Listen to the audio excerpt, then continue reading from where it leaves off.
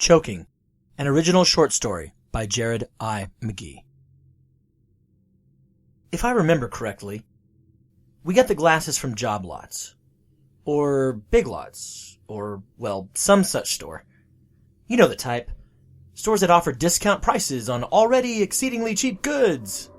Yeah, one of those. Time and time again, after having had an iced tea or my attempts at a mixed drink, I would go to wash one of these glasses in the dishwasher, only to have the ever so slightly green-tinted glass shatter during the automated cleaning process.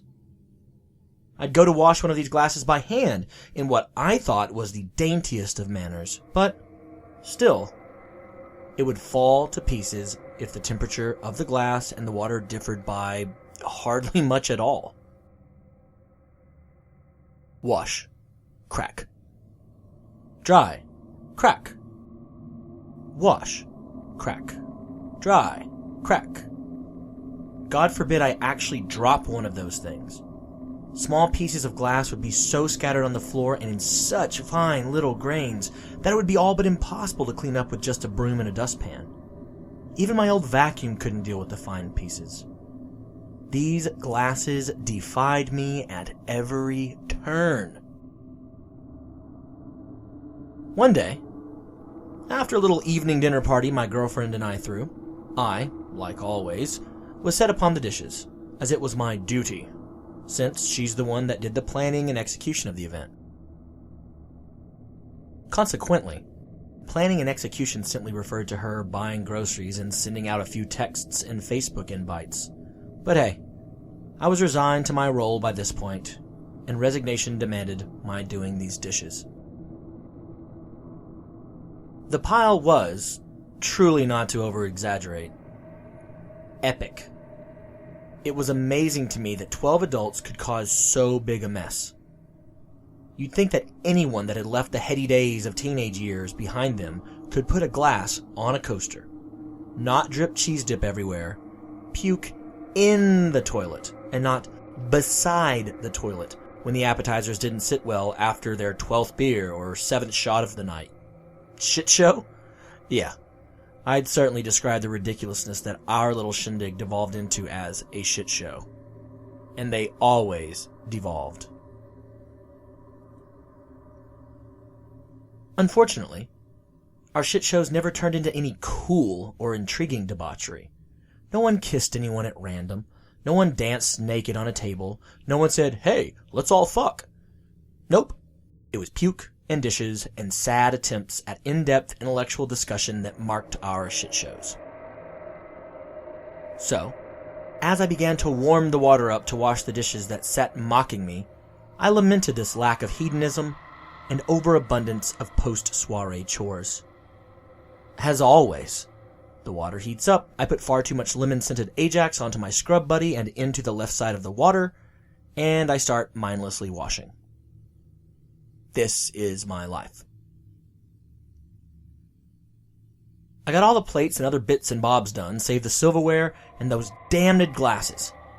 The silverware I wait on, just to make sure that all the myriad nasties that are caked onto the utensils are loose enough to come off with minor scrubbing. The glasses I wait on for the obvious reasons, of course. This time around, the forks were looking pretty rough, so I bit the bullet and moved forward with the glasses. One glass was quickly dispatched, having been washed with no incident and placed in my humble red plastic Family Dollar dish rack to dry. Glass 2 went without incident too. This was turning out to be a good night.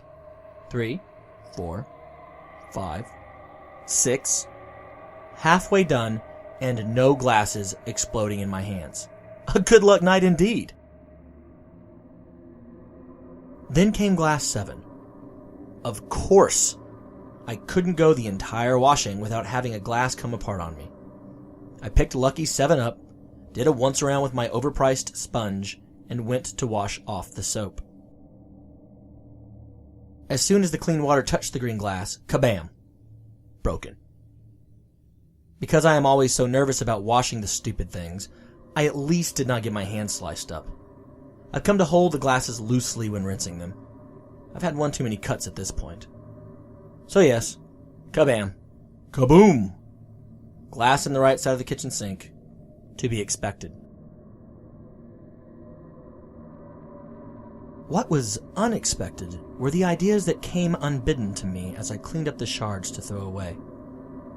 While I emptied the broken vessel into the trash, I felt hungry. Well, not quite hungry, but I felt the desire to put the pieces into my mouth. I caught myself wondering if my teeth could crunch through such jagged fare. I shook it out of my head, tossing left and right and left, and I went back to washing. Glass 8, kabam, kaboom, broken. I repeat the trashing dance and the odd thoughts. Glass 9, kabam, kaboom, broken. I repeat the trashing dance and the odd thoughts. Glass 10, kabam, kaboom, and broken. I repeat the trashing dance and, yes, those odd thoughts. Glass 11, kabam, kaboom, broken! Yet again, I repeat the trashing dance and those odd thoughts. Glass 12. Did not seem as if it was going to break, but the thoughts of making a meal out of the non-crystalline amorphous solid came rushing to me anyway. Accompanying these, and I hate to admit that they were this, now familiar thoughts were thoughts of just how boring the party and these people were. Certainly, a non-standard degustation would bring something resembling a bit of excitement into my evening. My life. I shook my head time and time again as I struggled to place the washed glass into the drying rack. But I just couldn't release the thing. I stared at my right hand, bidding it to move to my right and place the dish in open side down. But my hand would not obey. Instead, it acted in defiance, opening and allowing the glass to fall into the sink and crash into 6 relatively large pieces with a little grain or two here or there. It then reached out, grabbing the second largest piece and bringing it up directly in front of my face. I couldn't help it. It felt right. Acting completely of my own accord now, my hand obeying me, I brought the shard to my mouth, hesitated but a moment, and pushed it into the back of my mouth.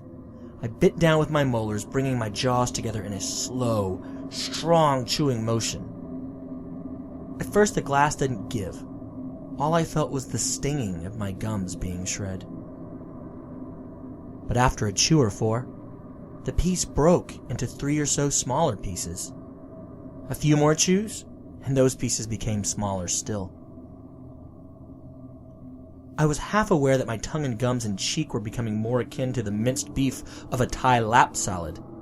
No big deal. I started masticating those chunks too. I chewed and chewed and chewed and chewed. My girlfriend came into the room, finally deigning to check in on me. She shrieked. I gave her a grizzled, ruined smile and went to swallow my meal. I felt the barbs slice and sliver and scythe their way down my gullet.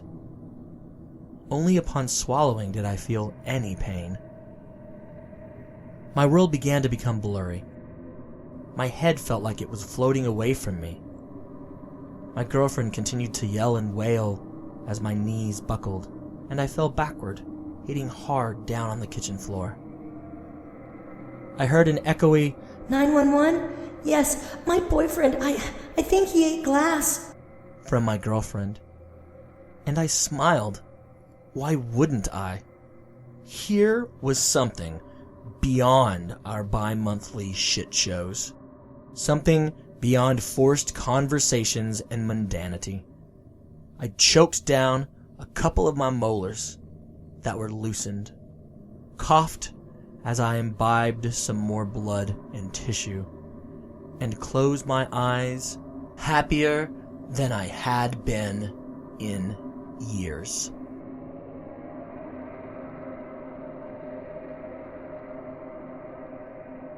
thank you for listening to Crunching, a short story by me, Jared I. McGee.